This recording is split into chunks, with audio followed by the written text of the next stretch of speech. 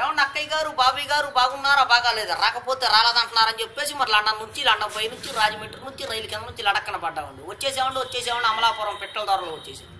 ఏమన్నా మరి మా ఇంట్లో డబ్బుకేం ధాన్యానికి ఏం లోటు లేదండి. మరి మా ఇంట్లో ఏట్లు పోయి కోట్లు దానికి వచ్చారు.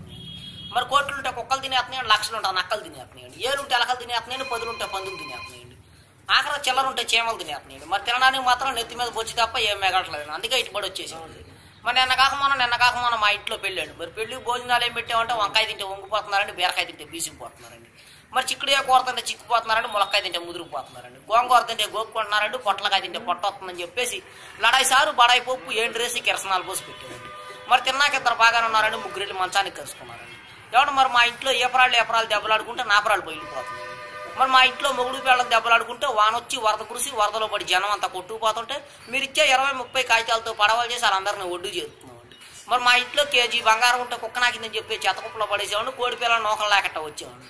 మీరు ఒక 20-30 ఇస్తే పోతా కాకినాడ వెళ్ళి కాపీ దాగి మీ పేరు అక్షరాలు లేకుండా ఆంధ్ర పేపర్లో ఇచ్చేస్తాం. మరి మీకేమైనా ఫ్యాక్టరీ కావాలండి చెప్పండి. మరి గుడివాడ గుడ్లు ఫ్యాక్టరీ మాదేనండి, దుబాయ్లో దూద్ ఫ్యాక్టరీ మాదేనండి, ఏలూరులో ఎలకల ఫ్యాక్టరీ మాదేనండి, పామర్లో పందికొక్కుల ఫ్యాక్టరీ మాదేనండి, అవసరమైతే విజయవాడ కృష్ణానదిలో సగం వాటా వరకు మాదేనండి. మరి మీకు ఏమైనా కావాలంటే రీపులు లేని పెన్ను తెచ్చుకుంటే మొత్తం రాసిచ్చేతామండి. మరి మా ఇంట్లో పెళ్ళిళ్ళకి పేరంటాలు ఉన్నారండి, ముక్కు లేని ముసలమ్మ, నడువు లేని నాగమ్మ, ఏళ్ళు లేని ఎంకాయమ్మ ఉన్నారండి. వీళ్ళు ముగ్గురు పెళ్ళిళ్ళకి పేరంటాలండి.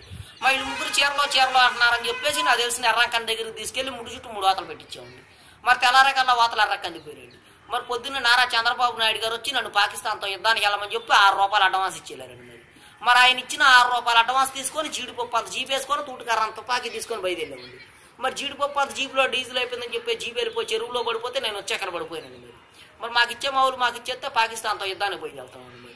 మరి మేము మీలాగా పెద్ద డాబాలు కడతామంటే కింద పునాదులు లేవండి, పైన టాపులు లేవండి. మా డాబాలు ఎప్పుడు గాలి ఎగురుతూ ఉంటాయండి.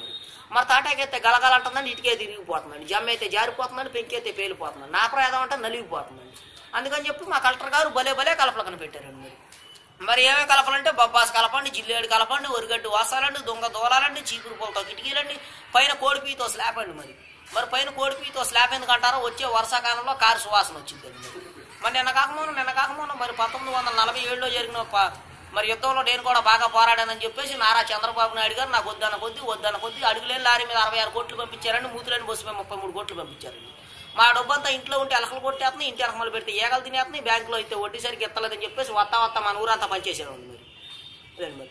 మరి మీకేమైనా డబ్బుకే ధాన్యానికి ఏమైనా లోటుగా ఉండి చెప్పండి. మీరు వెళ్ళి 10ంటికి అలా పంట చేలో కూర్చొని రీపులు లేని పెన్నుతో నెంబర్ లేని ఫోన్ చేయండి, మా వాడు పంపించేస్తారండి. మరి ₹10 బిల్ల మీద 66 కోట్లు పంపేస్తారండి, పావలా బిల్ల మీద 25 కోట్లు పంపేస్తారండి.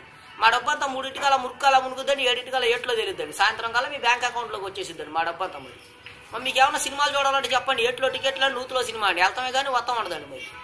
మరి వత్త మీకేం తీసుకురాకపోతే మీరు అలా సెల్ ఫోన్ చేతిలో పెట్టుకుని వీడియో తీస్తా బాధపడిపోతారని చెప్పేసి మరి చిరంజీవి షర్ట్లు, ఎన్టీఆర్ షర్ట్లు, బాలకృష్ణ బండీలు, పెద్ద ఎన్టీఆర్ లుంగీలు, నాగార్జున ప్యాంట్లు, అల్లు అర్జున ప్యాంట్లు, రామ్ చరణ్ షర్ట్లు తెచ్చేసేవాళ్ళు.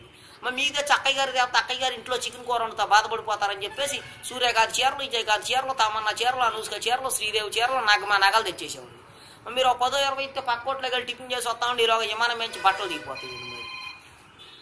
అదేండి మనం ఏమంటే సార్ తప్పుకోండి సార్ మా గన్న పేలిపోతుందండి, ముందు 3 కిలోమీటర్లు వెనక్కి 7 కిలోమీటర్లు వెళ్ళిపోతుందండి.